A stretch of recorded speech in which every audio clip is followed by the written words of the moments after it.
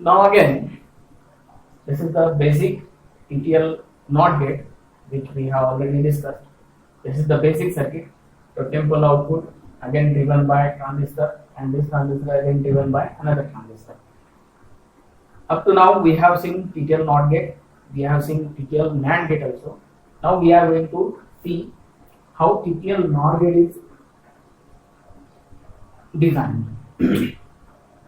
Same basic circuit of TTL inverter is here. Only some modifications have to be done, and then it will work like a NOR gate. See, first what we have to do.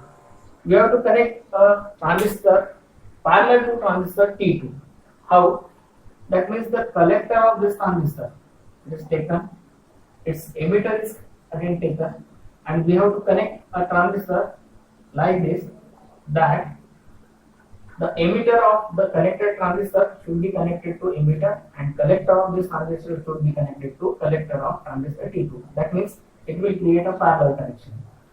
In the same way, how T1 and T2 was connected, this transistor's configuration should be done in the same way. That means to the base of this transistor, another transistor is connected in the same way. We will connect. This is the base of this transistor, that means like T2, and it is connected to collector of another transistor in this way. So collector to base, again collector to base. So there is another connection. Now again, in the same way, how 4 kilo ohm resistor was connected to the base of this transistor, in the same way another 4 kilo ohm resistor has to be connected here, and that should be connected to the base of this new transistor. The emitter of both the transistors, now they will form the inputs for this circuit. So this will be A input and this will be for B input. Now this is for only 2 input NOR gate. We can construct it for more inputs also. We have to make same type of connection. That means again a parallel transistor has to be connected, and that transistor has to be connected to drive the this transistor. Another transistor will be connected to 4 kilo ohm resistor. So we can have many connections or many inputs to this NOR gate. We are only considering only 2 inputs NOR gate, so that is why we have taken only 2 inputs. Now we have already named them T1, T2, T3, T4. Let us name these T5 and T6. So this will work like a NOR gate. Now you know NOR gate's Boolean equation is given by A plus B whole complement. So if the inputs are 2, there will be possibility of 4 combinations of logic labels. That means either they will be 0, 0, 0, 1, 1, 0 or 1, 1. NOR gate is a combination of OR gate and then a NOT gate. That means first of all the inputs are sum is taken or added. We will get A plus B at this point, and this will be complemented later by a NOT gate. So it will form A plus B whole complement. So if you add them, 0 plus 0 will be 0 and 0's complement will be 1. 0 plus 1 is 1 and 1's complement will be 0. 1 plus 0 is 1 and 1's complement will be 0. Again 1 plus 1 is 1 and 1's complement will be 0. So this is the output for NOR gate. So addition and then complement is done by a gate, and that gate is called a NOR gate. So it is the combination of OR gate and NOT gate. Starting to explain this, we have to consider this condition one by one. Let us consider the first condition, that means A is connected to 0 and B is connected to 0. To connect this input to logic 0, we have to connect it towards ground. So here let's start from transistor T1. Transistor T1's emitter is connected to ground. So there is a diode between base to emitter, and diode's base is P type and emitter is N type. In the same way T5 also, this is connected to positive terminal. So diode's base is P type and emitter is N type. So N type is connected to ground and P type is connected to plus VCC. In the same way, transistor T1 also. Starting from T1, T1 is the base to emitter between of transistor T1. It's connected to positive terminal and it is connected to ground. So this diode will be forward bias. If this diode will be forward bias, all the current from the base it will sink towards ground through point A. So this transistor will be on. Same connection is done with the transistor T5. So all the current will from the base to emitter will conduct and it will sink towards ground. So this transistor is also on. So in this case, when A is equal to 0, B equal to 0, T5 and T1, both the transistors are on. If these transistors are on, all the current from the plus VCC it will sink towards ground.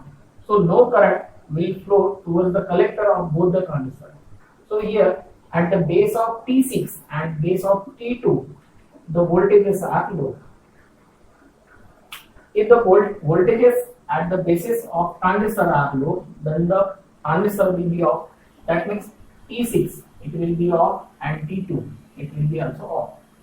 If the transistors are off, then the collector voltage or the current at the collector voltage it will stop here and it will not conduct towards the emitters of this transistor. So there will be high voltage at the collector and low voltage at the emitters. High voltage at the base of transistor T3, it will turn on this transistor T3. So in this case, transistor T3 is on. In the same way, diode B, it will be also forward bias.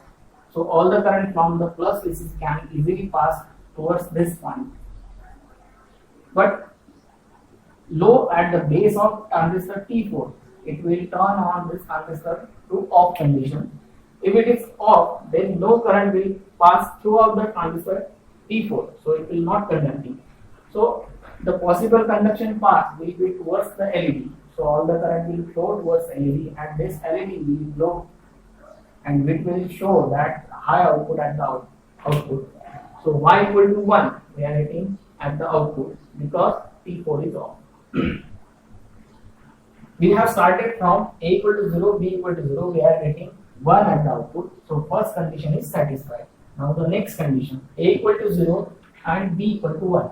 If B equal to 1, that means logic level is, binary level is 1, that means it should be connected to plus VCC. So that is why B is connected to plus VCC. Now see, this condition is same as that of the previous condition. So emitter is connected to N type, P is connected to positive type.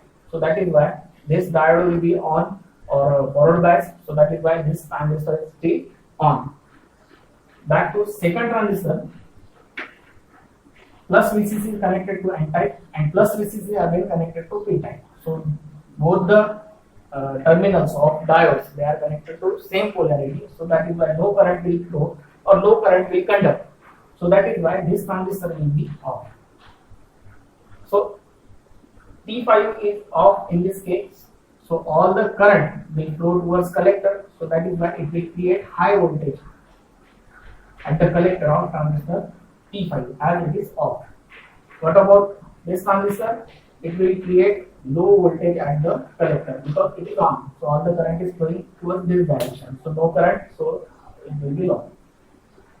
T6 and T2 are connected between parallel connection. So we can consider that these are the two switches, they are connected in parallel, in which T6 will be on because there is a high voltage at the base of T6 and it will turn on the base to emitter connection and overall the transistor will be on. So T6 is on and T2 is off here.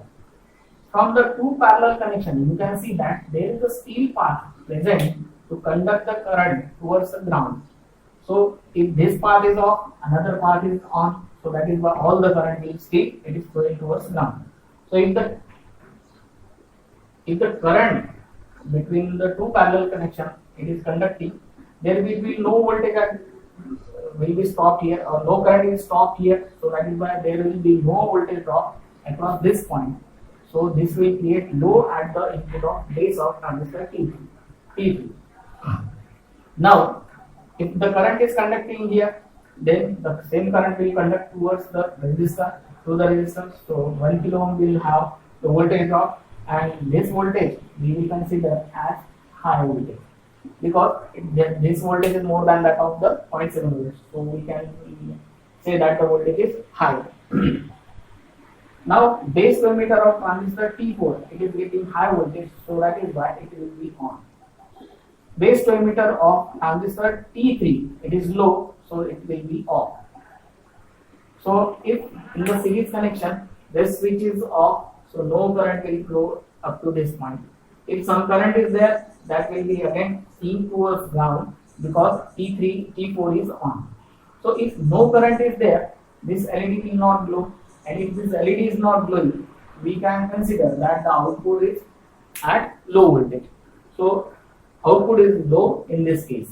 What we have started, we have connected A input to ground and B input to plus VCC. That means A is 0 and B is 1. What we are getting? We are getting 0 at the output. So second condition is satisfied here. Now the third condition. In third condition, A is connected to plus VCC.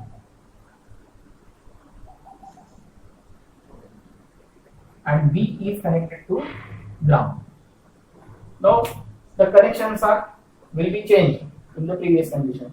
Now this transistor, it is connected to plus VCC. Both the diodes terminals are connected to plus VCC. So that is why this transistor will be off. It will create high at the collector.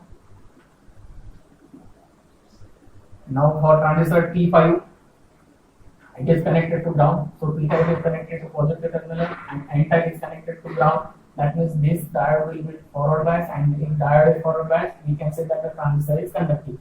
If this transistor is conducting, all the current will sink towards ground through B terminal, and there will be no voltage at the collector. So that is why output at the output of transistor T5 we will get low voltage. High will turn on transistor T2 and low at the base of transistor T6. It will be turn off the transistor T6. Again, they are connected in parallel. So one of the path is still on and another is off.